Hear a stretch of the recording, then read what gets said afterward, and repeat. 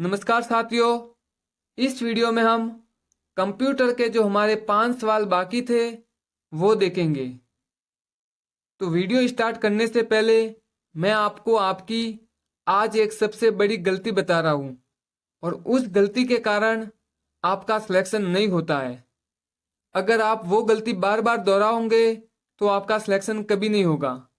और अगर आपने आज इस गलती को ध्यान में रखकर कुछ सबक सीख लिया तो 100% आपका सिलेक्शन बहुत ही जल्दी होगा। इसी एग्जाम में होगा अगर आपने इस गलती को ध्यान में रखा तो।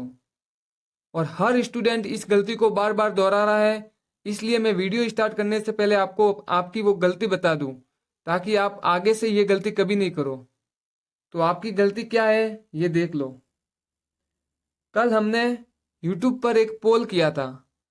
एक क्वेश्चंस पूछा था मैंने कि भारत के राष्ट्रीय गीत के रचयिता कौन है। आपने सवाल देखा नहीं, सिर्फ भारत के राष्ट्रीय इतना पढ़ा और सीधा आंसर दे दिया। कितनों ने दिया? 83% लोगों ने, जो सब फेल। एक सवाल आपके भविष्य का निर्धारण करता है। सिर्फ एक सवाल। आपको भी पता है कि कंपटीशन कितना है। एक एक नंबर से आप रह जाते हो और एक एक नंबर से आप पास हो जाते हो। तो ये आप देख लो कितने लोगों ने आंसर दिया। 83% लोगों ने। और क्या आंसर दिया है? रविंद्रनाथ टैगोर। क्या भारत का राष्ट्रीय गीत रविंद्रनाथ टैगोर ने लिखा था? ये तो छोटे बच्चे को भी याद रहता है। और आपको भी मालूम है कि भारत का राष्ट्रीय गीत किसने लिखा था? बंकिम चंद्र चटर्जी ने भारत का राष्ट्रीय गीत लिखा था, वो भी आनंद मठ से लिया था। तो आपको भी इस सवाल का आंसर तो आता था, परंतु आपने जल्दबाजी में रविंद्रनाथ टैगोर का आंसर किया। क्यों किया? क्योंकि आपने सवाल को सही से पढ़ा नहीं। ये 100% नहीं, 99% मैं बोल रहा हूं आपको कि हर स्टूडेंट की ये गलती होती है और हर एग्जाम में वो ये गलती दोहराता है। कभी भी गलती से सबक नहीं सीखता है और हर गलती ये गलती वो हर एग्जाम में दोहराता रहता है। और हर एग्जाम में आते हुए 3 से 4 सवाल वो ऐसे ही गलत करता है। या तो सवाल सही नहीं पड़ेगा, या पीछे है या नहीं वो नहीं देखेगा। कई सवालों में यहाँ पे नहीं होता है और वो उस नहीं को नहीं पढ़ता और ओवर कंपटीशन में अपना ये गलत आंसर दे देता है। तो आपको ये गलती आज ध्यान में रखना है और इस गलती को कभी भी नहीं दोहराना है। पहले सवाल को सही से पढ़ना कि सवाल क्या पूछ रहा है, फिर आंसर को देना। ऑप्शंस को 2 बार अच्छे से समझ लेना, फिर आंसर देना। कभी भी ये गलती बार बार आपकी नहीं होनी चाहिए। और जब तक आप इस गलती को नहीं सुधारोगे तब तक आपका सिलेक्शन मुश्किल है। अगर आपका सिलेक्शन चाहिए आपको तो आपको ये गलती कभी नहीं करनी है। भारत का राष्ट्रीय गीत के रचयिता। अब आप इसका आंसर हमें कमेंट बॉक्स में बताओगे कि भारत के राष्ट्रीय गीत के रचयिता कौन है। और अभी भी आपने गलत आंसर दिया तो समझ लेना कि आपका सिलेक्शन अब दूर है। आपको तैयारी छोड़कर किसी और काम में ध्यान देना चाहिए। क्योंकि सबसे बड़ी गलती हर स्टूडेंट की यही होती है कि वो सवाल को सही से नहीं पढ़ता है। और जो स्टूडेंट सवाल को सही पढ़ता है उसका सिलेक्शन भी जल्दी होता है। क्योंकि फॉर्म भरते हैं 30 लाख और भर्तियां होती है 3,000 की। और जो 3,000 वही स्टूडेंट होते हैं जो सवालों को सही पढ़ते हैं, और आंसर सही देते हैं। आपको आंसर आते हुए भी अगर आप आंसर गलत देते हो तो ये आपकी सबसे बड़ी भूल है, सबसे बड़ी कमजोरी है। और इस कमजोरी को दूर करना आपका काम है। सिर्फ मैं आपको बता सकता हूं कि आपको कैसे दूर करना है, परंतु आप जब तक सवाल को सही नहीं पढ़ोगे तब तक आपकी ये गलती दूर नहीं होगी। तो बढ़ते आज के अपने वीडियो की ओर। और इन सवालों को आप अच्छे से याद रखना, एक भी सवाल मिस मत करना और वीडियो को पूरा जरूर देखना। और जो भी मैं यूट्यूब पे सवाल डालता हूं उन सवालों को भी आप अच्छे से पढ़कर आंसर देना आपकी बात। तो बढ़ते अपने पहले सवाल की ओर। अगर मेरी बातें आपको बुरी लग रही हो तो मुझे माफ करना, परंतु यह आपकी गलती है, इसे आपका सुधारना मेरा काम है। तो आज का हमारा पहला सवाल है, निम्न में से बाइनरी अंक कौन से हैं?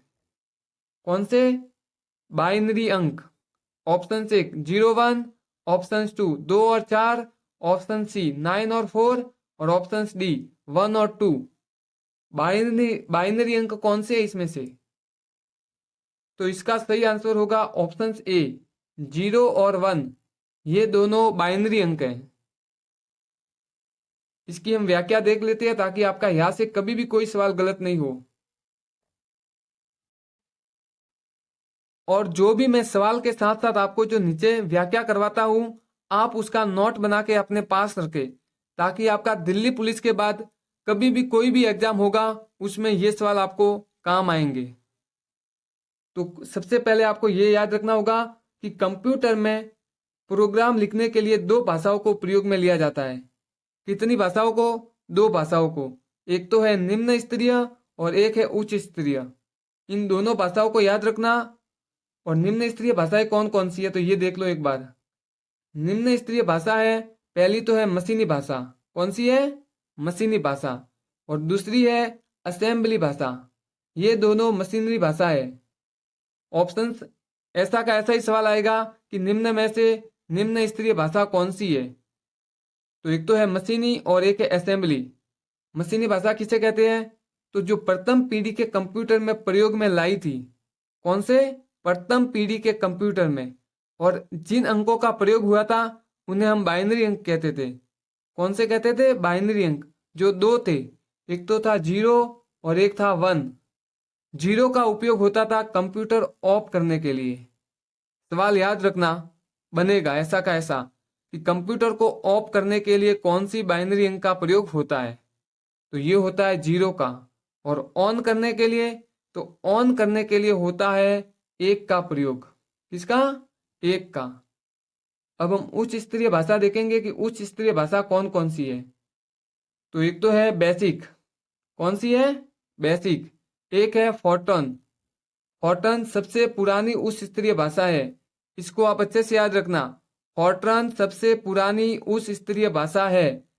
सवाल पर मैं दबाव दे रहा हूं तो आप अच्छे से याद रखना इसको। तीसरी है लोगो, जो बच्चों के लिए प्रयोग हुई थी। चित्र बनाकर भाषा का प्रयोग करना लोगो के रूप में। चौथी उच्च स्तरीय भाषा है पास्कल। और पांचवी है सी। कौन सी है? सी, जिसे मदर लैंग्वेज कहते हैं। ये भी याद रखना कि मदर लैंग्वेज कौन सी है, तो ये है सी। छठी है C+। सातवीं है जावा। और आठवीं है HTML। ये सभी भाषाएं हैं कंप्यूटर की उच्च स्तरीय भाषाएं हैं ये सभी। और ऊपर जो देखा वो थी निम्न स्तरीय। बैठते अपने। और एक सवाल ये भी बनता है कि भाषा ट्रांसफर के लिए किसका प्रयोग होता है? किसका? भाषा ट्रांसफर के लिए। तो ये होता है असेंबलर का, कंप्लायर का और इंटरप्रेटर का। किसका? असेंबलर, कंप्लायर और इंटरप्रेटर। इन तीनों का उपयोग होता है भाषा ट्रांसफर के लिए। और कहाँ पे होता है? तो कंप्यूटर में होता है। अगला सवाल देखेंगे। हाँ, अगर आपके लिए एक इंपॉर्टेंट सूचना मैं दे देता हूँ बीच में ही, कि अभी तक आपने हमारे टेलीग्राम चैनल को ज्वाइन नहीं किया है तो ज्वाइन कर लेना, क्योंकि वहां पे आपका स्टैटिक जीके और करंट अफेयर ये दोनों कंप्लीट हो जाएंगे। आप हमारे सवालों को टेलीग्राम में देखना। सवाल होगा करंट अफेयर का, परंतु उसके साथ आपका स्टैटिक जीके भी कवर हो जाएगा। तो टेलीग्राम चैनल को अवश्य ज्वाइन करना। तो हमारा दूसरा सवाल है, निम्न में से कौन सा कंप्यूटर का नेटवर्क नहीं है? Option A LAN, option B MAN और ऑप्शन सी वैन और ऑप्शन डी HTML। अब इसका आंसर आप खुद अपने हिसाब से बताओ कि कौन सा होगा इसका आंसर। LN होगा या MN होगा या WN होगा या HTML। नेटवर्क नहीं है। तो भी हमने ऊपर देखा था कि HTML क्या है? कंप्यूटर की भाषा है, कंप्यूटर की लैंग्वेज है HTML। तो इसका सही आंसर होगा option D LAN, MAN, WN। ये तीनों नेटवर्क है। क्या है? नेटवर्क। हम इनकी फुल फॉर्म देख लेते हैं ताकि आपका अगर फुल फॉर्म से सवाल आए तो वो भी गलत नहीं होगा। LAN local area network. कौन सा? LAN लोकल एरिया नेटवर्क, जिसका हम उपयोग कहाँ पे करते हैं? तो घरों में। कंपनियों में, ये सब LAN का उपयोग होता है। MAN मेट्रोपॉलिटन एरिया नेटवर्क, इसका उपयोग कहाँ पे होता है? तो इसका उपयोग होता है 100 मिल्स के अंदर। कितनी मिल्स के अंदर? 100 मिल्स के अंदर। जैसे घर से दुकान पर नेटवर्क लेके जाना और नेटवर्क घर से दुकान ऑफिस कहीं भी 100 मील के एरिया में जो विस्तृत नेटवर्क होता है उसे कहते हैं MAN। क्या कहते हैं? MAN। और एक है WAN wide area network. WAN wide area network, और ये होता है विश्वव्यापी नेटवर्क। जो पूरे संसार में फैला हुआ नेटवर्क है वो है WAN। बढ़ते अपने अगले सवाल की ओर। निम्न में से सर्च इंजन है कौन सा? ऑप्शंस देख लो अच्छे से। और सर्च इंजन, हर एग्जाम में आपको सवाल देखने को मिलेगा सर्च इंजन का। तो option A Chrome, option B safari, option C Mozilla और ऑप्शन D बिंग। इन चारों में से सर्च इंजन कौन सा है? क्रोम है, सफारी है, मोजिला है या बिंग है? तो इसका सही आंसर होगा ऑप्शन D बिंग। बिंग क्या है? सर्च इंजन है। हम कुछ सर्च इंजन और वेब ब्राउजर के देख लेते हैं ताकि आपका अगर यहाँ से कोई भी ऑप्शन उठा के आए तो आपको आसानी से आप आंसर दे पाओगे। तो सर्च इंजन लिख के रखना, गूगल, याहू, बिंग, अल्टाविस्टा और इन्फोसिक, ये सर्च इंजन है। इन दोनों को तो आप खास करके याद रखना क्योंकि गूगल, याहू और बिंग ये तो आपको याद रह जाते हैं, परंतु अल्टाविस्टा और इन्फोसिक ये आपको याद नहीं रहेगा। तो आप इन्हें भी अच्छे से याद कर लेना। और वेब ब्राउजर, क्रोम जिसका हम सर्वाधिक उपयोग करते हैं, यीशु browser, Internet Explorer, Mozilla Firefox, Safari, Opera, Opera Mini, ये सब क्या है? ये सब है web browser. Chrome, UC browser, Internet Explorer, Mozilla Firefox, Safari और ओपेरा, ये सब वेब ब्राउजर है। जबकि गूगल, याहू, बिंग, अल्टाविस्टा और इन्फोसिस ये सब सर्च इंजन है। इनमें आप कंफ्यूज कभी मत होना। अगला सवाल देखेंगे हम। आप इस सवाल का आंसर कमेंट बॉक्स में बताओगे आज। देखते हैं आपकी कंप्यूटर की कितनी तैयारी है। भारत का प्रथम वेब ब्राउजर कौन सा है? इसका आंसर आप कमेंट बॉक्स में बताओगे। भारत का प्रथम वेब ब्राउजर कौन सा है? कुछ कंप्यूटर सवाल रिलेटेड महत्वपूर्ण जानकारी देख लेते हैं ताकि आपके अगर कोई भी सवाल कहीं से भी बने तो वो गलत नहीं होना चाहिए। तो एक तो है विश्व का सबसे तेज सुपर कंप्यूटर। विश्व का सबसे तेज सुपर कंप्यूटर कौन सा है? तो ये है तैन्या 2। नोट कर लो, विश्व का सबसे तेज सुपर कंप्यूटर तैन्या 2 जो चीन के अंदर है। कहाँ पे है? चीन के अंदर। अगर आपको पूछे कि विश्व का प्रथम सुपर कंप्यूटर कौन सा है, किसका? विश्व का प्रथम सुपर कंप्यूटर तो ये है सीराय KIS। क्राय KIS ये विश्व का सुपर कंप्यूटर है, वो भी प्रथम। आगे देखते हैं। ये सवाल कितनी बार आपको हर एग्जाम, जितने एग्जाम आपने दिए हैं, अगर कंप्यूटर रिलेटेड कोई भी सवाल आता है तो उसमें आपको ये सवाल जरूर देखने को मिला होगा। कंप्यूटर रिलेटेड किसी भी एग्जाम में आपको ये सवाल ऐसे के ऐसे दिखने को मिला होगा कि मेमोरी का साइज क्रम क्या है। क्या? मेमोरी का साइज क्रम। तो सबसे पहले आता है बाइट, अच्छे से याद रखना है इस सवाल को। फिर आता है KB, फिर आता है MB, फिर आता है GB, फिर आता है TB, PB, EB, ZB, YB, BB, GPB। ये सभी क्रम आपको यहाँ तक तो याद होने ही चाहिए। अगर आपको आगे याद नहीं होंगे तो भी चलेगा, परंतु ये क्रम तो आपको अच्छे से याद होना चाहिए। कई स्टूडेंट ऐसे भी होंगे जो दिल्ली पुलिस का एग्जाम पहली बार दे रहे होंगे, तो वो स्टूडेंट खास करके ध्यान रखना एग्जाम अटेंड करते टाइम में सवाल को अच्छे से पढ़ना। बिल्कुल भी छोटी सी मिस्टेक आपको सिलेक्शन से दूर लेके जा सकती है, इसलिए आप हमेशा सवालों को ऐसे याद करो कि आप कभी उन सवालों को भूल ना पाओ। ये हमारे रेगुलर यूज में सवाल आता है, आपको भी याद होगा।